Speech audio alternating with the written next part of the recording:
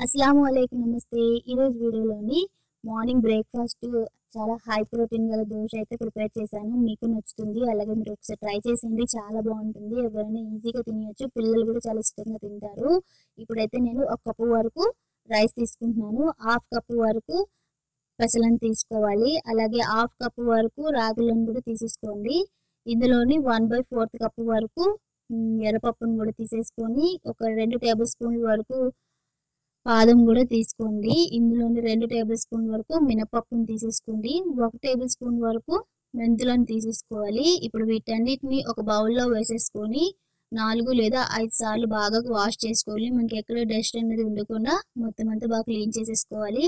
నేనైతే ఇలా వాష్ చేసేసుకున్నాను. ఇప్పుడు ఇందులో వాటర్ వేసుకొని నైట్ మొత్తము నానబెట్టుకొని మార్నింగ్‌ని నేను గ్రైండ్ చేసుకుంటాను. మీరు మార్నింగ్ నానబెట్టుకుంటే ఈవినింగ్‌కి మీరు గ్రైండ్ చేసేసుకోండి.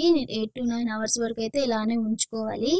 ఇప్పుడైతే నేను ఉంచేసి ఇప్పుడు మార్నింగ్ అయితే మళ్ళీ ఇంకోసారి వాష్ చేశాను. వాష్ చేసిన తర్వాత ఒక మిక్సీ జార్‌లో మొత్తం అంతా కాకుండా సగం సగంగా వేసుకొని మెత్తని పేస్ట్ లాగా గ్రైండ్ చేసేసుకోవాలి. ఇందులోని నేను రుచికి సరిపడా కారం, పచ్చిమిర్చి వేసుకున్నాను. మీరు ఎండుమిర్చి కూడా వేసుకోవచ్చు. అలాగే కొద్దిగా కరివేపాకు, 2 టేబుల్ స్పూన్ల వరకు జీలకర్ర, ఒక అర ముక్క వరకు అల్లం కూడా వేసుకొని రుచికి సరిపడా సాల్ట్ వేసుకొని కొద్దిగా వాటర్ వేసుకొని మెత్తని పిండిలాగా అయితే గ్రైండ్ చేసేసుకోండి. ఇలా మొత్తం అంతా గ్రైండ్ చేసుకొని ఒక బౌల్లో వేసేసుకోండి. ఇప్పుడు ఈ పిండిని మనము వెంటనే వేసుకోవచ్చు. లేదు అనుకుంటే ఒక పావు గంట సేపు అయితే ఫ్రిడ్జ్‌లో పెట్టుకున్నా పర్లేదు, బయట పెట్టినా పర్వాలేదు. ఈలోగా మనము ఏ చట్నీ కావాలంటే చట్నీ మనం ప్రిపేర్ చేసేసుకోవచ్చు. నేనైతే ఇక్కడ 10 నిమిషాలు ఉంచేసాను. ఇప్పుడైతే నేను స్టవ్ ఆన్ చేసేసుకొని ప్యాన్‌లోని ఆయిల్ వేసుకొని ఇలా టిష్యూ పేపర్‌తో ఒకసారి తుడిచేసుకోండి. ఇలా తుడుచుకున్న తర్వాత కొద్దిగా వాటర్ వేసుకొని ఆ వాటర్ డ్రై అవుట్ అయ్యేంత వరకు ఉంచేసుకొని ఒక గరిటె వరకు ఇప్పుడు పిండిని మొత్తాన్ని వేసేసుకోండి. మీ దగ్గర ప్యాన్ పెద్దది ఉంటే పల్చగా వేసుకోండి. చాలా అంటే క్రిస్పీగా వస్తుంది. అలాగే నాది ఇప్పుడు ఇలాగ వేసుకున్నాను కదా, ఆయిల్ వేసేసుకొని రెండు వైపులా గోల్డెన్ బ్రౌన్ వచ్చేంత వరకు మనం రోస్ట్ చేసేసుకోవాలి. ఇలా వేగిన తర్వాత దీనిపైన మనము క్యారెట్, ఉల్లిపాయ తురుము కూడా వేసేసుకోవచ్చు.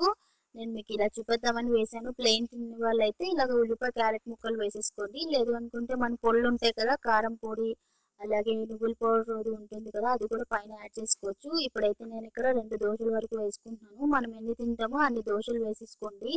ఇలా వేసేసుకొని చిన్న మంటలోనే మనం ఈ దోస బ్యాటర్‌ని వేసుకోవాలన్నమాట. పెద్ద మంట పెట్టడం వల్ల మెత్తగా వచ్చేసింది. ఇప్పుడైతే మనకి దోసలు అయితే రెడీ అయిపోయాయి. ఒక ప్లేట్‌లో సర్వ్ చేసేసుకొని నేనైతే ఇక్కడ పల్లి కొబ్బరి చట్నీ అయితే ప్రిపేర్ చేశాను. టొమాటో చట్నీ కూడా చాలా బాగుంటుంది. ఒకసారి మీరు కూడా ట్రై చేసేయండి.